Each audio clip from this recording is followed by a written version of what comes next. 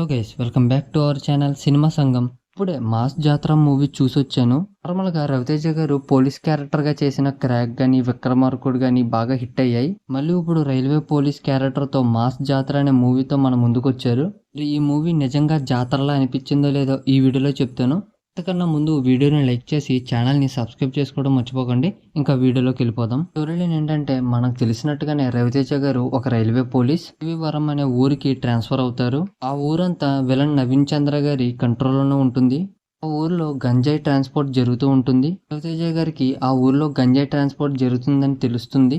తెలిసిన తర్వాత ఏం జరిగిందనేది మనం మూవీలో చూస్తాం. ముందు నుంచే ఈ మూవీని ఒక కమర్షియల్ మూవీగా చెప్పారు, కానీ మూవీ చూసాక మరీ ఎంత రొటీన్ కమర్షియల్ లా ఉంటదని అనుకోలేదు. ఇప్పుడు జరిగే సీన్ చూసి తర్వాత ఏం జరుగుతుందో అనే సీన్ మనం గెస్ట్ చేసేయగలం. అలాగే ఉంటాయి చాలా సీన్స్ వరకు. ఒక కామెడీ సీను, ఒక లవ్ సీను, ఒక సాంగ్, ఒక ఫైట్, మళ్ళీ ఇలాగే రిపీట్ గా ఉంటది మూవీ మొత్తం. కొత్తగా అయితే ఏమీ అనిపించదు. బోరింగ్ కొట్టలే అంకుల్, జెర్సేపు వీడియో చూసినా గేమ్ ఆడినా టైం పాస్ బానే అయింది అంకుల్. ఓకే. ఫారెస్ట్ లో ఫైట్ ఉంటది, ఆ ఫైట్ అయితే బాగుంది. శ్రీలీల క్యారెక్టర్ ట్విస్ట్ అయితే బాగుంది. కొన్ని కామెడీ సీన్స్ కూడా బాగున్నాయి. రవితేజ గారు శ్రీలీల గారి లవ్ ట్రాక్ ధమాకాలో కనెక్ట్ అయినంత కనెక్ట్ అవ్వలేదు. వీళ్ళు తీసుకున్న గంజాయి ట్రాన్స్పోర్ట్ పాయింట్ కి ఊర్లో ఉన్న వాళ్ళ కనెక్షన్ ని బాగా చూపించు, కానీ డైరెక్టర్ గారు హీరో విలన్ ఒక క్యారెక్టర్ వీళ్ళిద్దరి మధ్య ఫైట్ ని ఎక్కువ కాన్సన్ట్రేట్ చేశారు.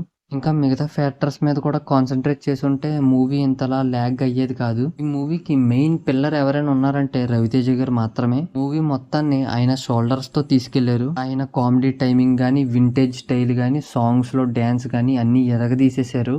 శ్రీలీల అయితే డ్యాన్స్ అయితే బాగా చేసింది, యాక్టింగ్ అయితే పర్లేదు అనిపించింది. నవీన్ గారు కూడా చాలా బాగా యాక్ట్ చేశారు. విలన్ క్యారెక్టర్ అయితే ఫస్ట్ లో భయపెట్టింది, కానీ క్లైమాక్స్ వచ్చేసరికి అంతేం అనిపించలేదు. రాజేంద్ర ప్రసాద్ గారు, హైపరాది గారు, అలాగే అజయ్ గారు వీళ్ళు కూడా కామెడీగా బాగా చేశారు. సాంగ్స్ అండ్ బీజిఎం కూడా బాగున్నాయి.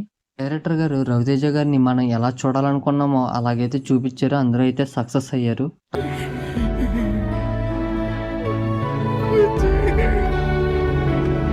ఈ మూవీ చూడొచ్చా మావా అంటే, రవితేజ గారి ఫ్యాన్స్, అలాగే స్టోరీతో సంబంధం లేదు, ఫైట్స్, యాక్షన్ కమర్షియల్ గా ఉంటే చాలు అని అనుకున్న వాళ్ళు ఈ మూవీని చూడొచ్చు.